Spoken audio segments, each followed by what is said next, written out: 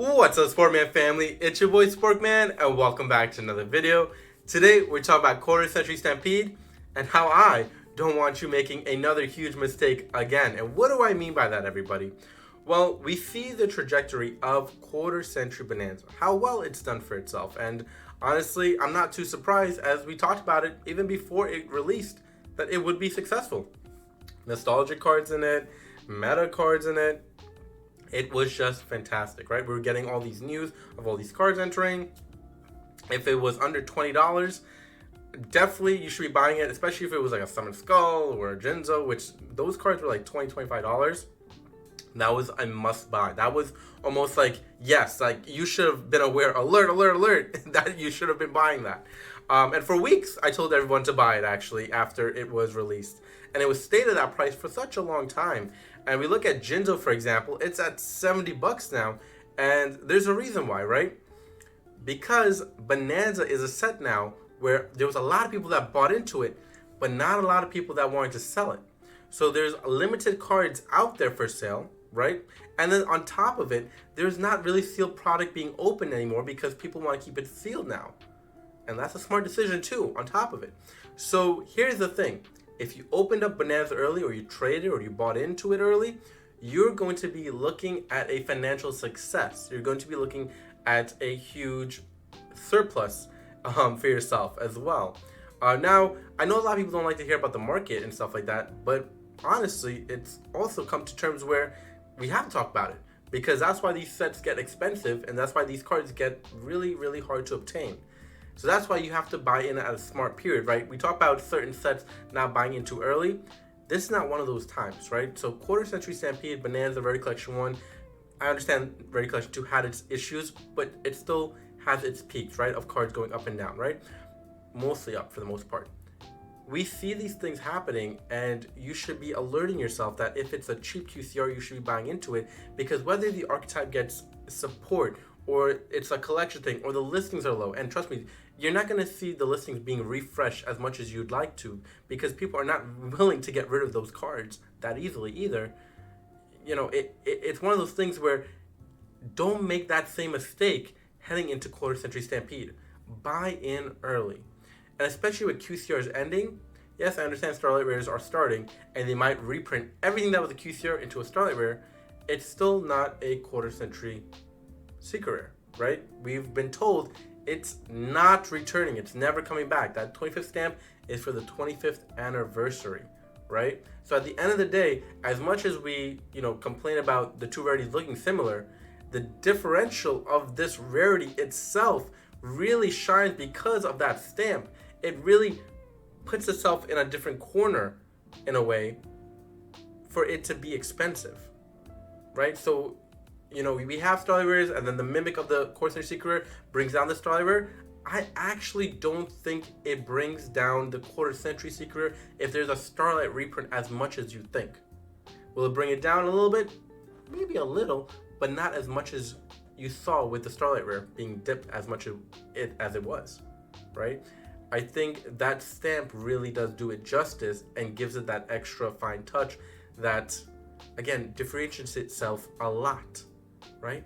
We're probably going to see other stamps in the future, so don't make that as a mistake as well. But this is the first time we've ever gotten a stamp of this type of caliber. Yes, it's on a lot of cards, but it's a memorable first time, and people remember that, right? So there's a lot of things that's going right for Stampede in the future, that's going right for Bonanza now. And as we look at Bonanza, right, you see the prices here. It's only going to get more expensive. The listings are only going to go down. They're not going to be refreshed. They're not going to repopulate as much as you want. So if a listing gets under 10, pray to God that it comes back up a little bit so that way you can afford it. Because I'm telling you, it's almost impossible. You're going to see those listings refresh as fast as possible. It's just not going to happen. It's not a thing. Look at the listings for the sealed product. There's 11 listings. Yes, I know their quantity is a lot, right, in certain things here, right? We have a quantity of 117 here. But keep in mind, everybody, at the same time, 117 of this quantity and maybe a couple more, like, we don't have over, I don't think we have over 200 in quantity here.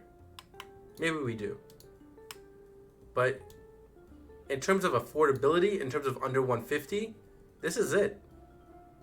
This is it before we start going into chaos with this set in terms of affording it. And people are not going to be willing to open up the set if they're buying into it for the most part. They're not going to be willing to take that risk. They're going to want to keep it sealed because the value of this set only goes up. There's so much in this set. Stampede will have a lot in it as well. We're expecting a lot. There's a lot of amazing cards that were already announced in the other set in Stampede, right? We take a look. Look at all those amazing cards. Chamber Dragon Maid, Fuelios, right? A meta card. Salamangreat Raging Phoenix, right? Petite Moth, which is a funny joke, but it's still really cool. I mean, we have a lot to look forward to in Stampede. And there's so much more that hasn't been revealed to us yet. And we're less than a month, I think, away from this, right? Yeah, we're less than a month away from this. And we haven't gotten any new announcements. And I feel like, I really do feel like this is going to be a banger. Like, this is going to be another banger. I mean, I can't see this not being a successful product. That's why I'm saying, once you see those cards get revealed and those prices come out, and you see those QCRs at under 20, under 10 especially, buy into it. Buy into it. Right? We've seen really cheap stuff go up in Quarter Century Bonanza so fast. So fast. Let's take a look at what I mean by this. If I look at low to high real quick, actually, let's do rarity, Quarter Century Secret Rare, low to high. These cards that you see here, you should be buying into almost immediately, right? Almost immediately, because all these things will go up over time. If 6 Sams become relevant, if they get support, they go up, right? There's just like, look at the landscape of things that could go up. GOAT cards that can go up, right? People like to play different formats, right? There's so much that is involved in here, right? We talk about Edison, XX Saber. These things go up in time. Yes, 47 listings looks like a lot, but then people buy into it over time. It's not going to look like this anymore. The $3 price point is not going to be there anymore, right? So you just got to be very, very smart, strategic, but act fast. You got to act fast on these things. You can't wait too long. These are all amazing cards. Creature Swap, Witch of the Black Forest. Also, these are collection cards. People are going to want them for the collection. If people are coming back into the game as well, they're going to be like, oh my god, this is like one of my favorite cards. I want to get it. Elemental Hero Thunder Giant is a great example of that, right? It's like a GX favorite as well. People like to buy into those things. So 33 listings looks like a lot, right? If more and more people start buying into it, it's not going to look that much. And it's not going to replenish as much as you think it will. And when it does replenish, it's not going to replenish at that price. It's going to replenish at that new price point. So let's say this gets down to like 9 listings, and now it's at like $30. And it's not going to replenish to go back to $5. It's going to replenish to be at that $30 price point now. That's what I'm trying to explain to you, everyone. So if the listings get low, that price point increases, and it does not come back down. And don't expect things to come back down. I think that's what people think. They think that, okay, over time the QCRs will come back down because it will get replenished. People put quantity out there. No, the quantity, even if it's a lot, that new price point is now set because QCRs are hard to pull. People are not opening the set. That's what I'm trying to explain to everybody. They're not opening up the set. So getting a copy is going to be very, very hard. And look how many QCRs there are. There's a lot of them in here, right? There's a lot of them in here. And they spike. Oh boy, do they spike, right? There's so many things that have spiked recently in this market, especially in this QCR market. It's a very, look at this one, for example, okay? We know Monarchs are getting a lot of support, right? We know Monarchs are going to be relevant very, very soon. Everybody, the market price for this is $8.73, okay? Right? Once that Monarch support came out, right? We talked about Archetype getting support. Look what happened to it. This is in one day. This is what happens. This price point is not coming back down.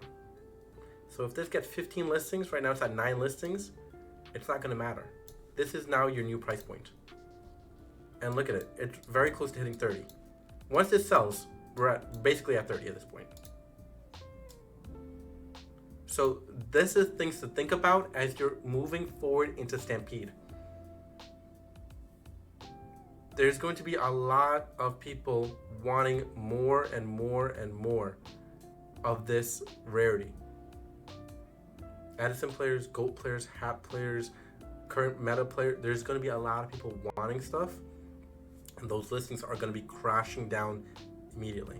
Don't miss your opportunity, everybody.